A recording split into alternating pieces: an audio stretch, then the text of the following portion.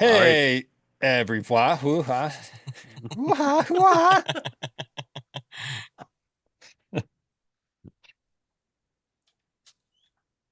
Go, Flatty.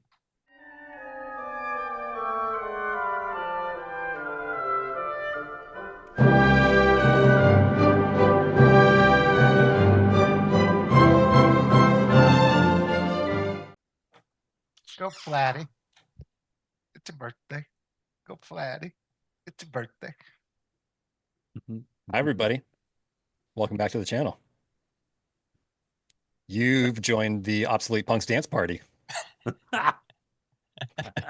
Oh, only me and Tim were dancing, though. That's not. Okay, there we go. There we go, everybody. I was moving. Okay. Barely. Anyways, this is the last track on Cavalcade, guys. That's sad. It is kind of sad. This has been a great journey. I've really enjoyed This album going back fucking and flew by, man. Flew by. yeah, in a good way. I've really enjoyed Yep. going back and listening to this again. So track 12, New Year's by the Flatliners. I'm Flat Motel, joined by Flatty Flat Flathead, Flat 70s Show, and Flat Potato. God damn it. We are the Flat Punks, and we're about to play this song.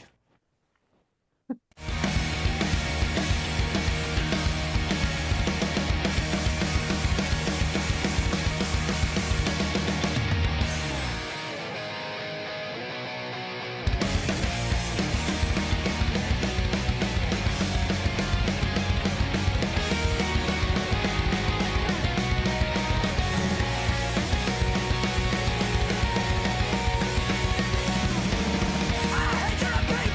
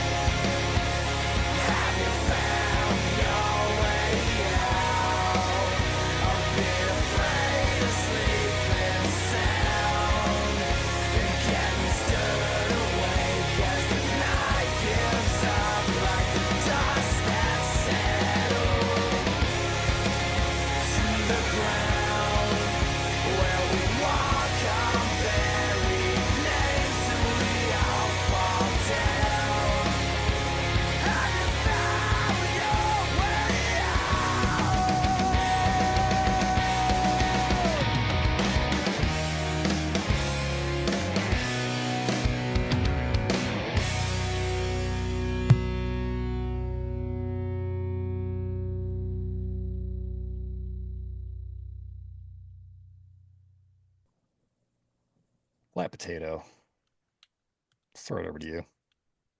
Say that was the perfect way to sum up this album. Like that hit everything that went on with throughout the entire album in that one. I love the vocals in the beginning. I love the vocals in the end, and it changed throughout. That was a great song. 94. Wow. Mm-hmm. And I was even kind of worried. I was looking at like the time of like 4:42. It didn't feel like almost a No. 5-minute song at Right. all. Like Yeah. that was brilliant. That was really good. Oh, Flat 70s show. Oh, Let's hear it. Tim, you stole words out of mouth. That was we have gone through what? This is our 12th album here. Mhm. 12 weeks. Yep. That was, in my opinion, by far the best album closer that we've listened to so far. I don't think that fuck man. Like Timmy, you said it exactly. This song touched on everything that they have fucking done through the entirety of this album. And they closed it, ended it, fucking clapped her fucking shut perfectly. This it was wonderful. I wish I could remember specific parts of it, but there's so many things happening in that song that it's hard to remember specifics. I just remember it sound. I just remember it sounding amazing. I'm gonna go with a 90. Beautiful. Flatty, flat, flathead. Go. Yeah. Like Timmy said, I saw it was damn near 5 minutes. I'm like, oh shit, is this gonna suck? This is gonna be way too long. And I'm so glad it didn't. I'm so glad it would like y'all said. Great album closer. Don't really have much to add to it. I will say this album's going in my playlist for sure. As far as the song goes, yeah, 88. Nice. Yeah. Yeah. So on this listen, this is always a song I've enjoyed, but I don't know what it was. Yeah. On this listen, for some reason, it just ramped it up in my mind or how good it is. I mean, it easily just on this listen, it went up 6 or 7 points over what I'd probably rate it when I listened to it like normally in the album. I don't know what was different this time. Again, just headphones. Probably haven't listened to this album on headphones for so long that it's just hitting differently. Um, yeah, like you guys said, there's so much good shit going on there. It more or less musically encapsulates what happened on the album. I think lyrically it wraps up the album perfectly. Again, it's just me reading into the lyrics, but I guess so much of it is just seems to be about Chris struggling with like home life versus road life. And they get to this track and he's just like, fuck it. This is what we were meant to do. We're gone. Like we're hitting the road. See you later. This is our life. I mean, even like the last lines here, I know he's repeated it a couple times, but saying, like, where we walk on buried names until we all fall down. I guarantee he's talking about like hitting the road, all the other bands that have gone out and done it and fallen by the wayside, and they're picking up the mantle and going. I just love that sentiment, and I absolutely adore the way this song breaks down from the fast to the, kind of, again, I'll say twinkly, just a twinkly, beautiful outro to this song. 91. Nice. Twinkle, twinkle, little punk. 91 was the final Nice. score Very nice. Okay. on that Fuck yeah. song. Oh, So- on this song. Album. Here we are. Final. We Mm. made it through the album. So final scores for the album. Average song scores. Hood. You Are Not the Father. 78. Peyton and I, we are tied up at a 79, and Lost Motel 81. Fucking right in the Beautiful. same range, eh? So- Nice. Yeah, we love were it. right there. So once again, as always, just rate it without listening through. What do you got? Losty, you picked this album, so what do you think? That's a tough question because I feel like this is an album that is amazing in its individuality and it's also just slightly better than the sum of its parts. So knowing that I think I was pretty low on Sleep Your Life Away in like a 71 or whatever. Uh, I'm gonna bump it up just a little bit, like it because I think it is just better as a whole than it is individually. So I'll go 83. Flatty Flathead. Yeah, I agree with what Aussie said. Like, definitely, if you're listening to it front to back, it's gonna hit a lot harder than just one song at a time. So I'm actually gonna bump it up even more. I'm gonna go 85 on that one. That was a fucking killer album, dude. Flat 70s show. Since I have no context of this album, like in its entirety, it's tough to kind of rate that. However, I do enjoy each individual song. So I imagine I'm going to enjoy the entire album. So I'm going to stick with the exact same score. Right, 78. 78. Yeah. 78 there. All right. So I ended up at a 79. I think I said much earlier, one of the early songs was like, I'm really enjoying breaking this album down song by song because I've had this on in the background lots of times. And it's like, yeah, it's pretty good.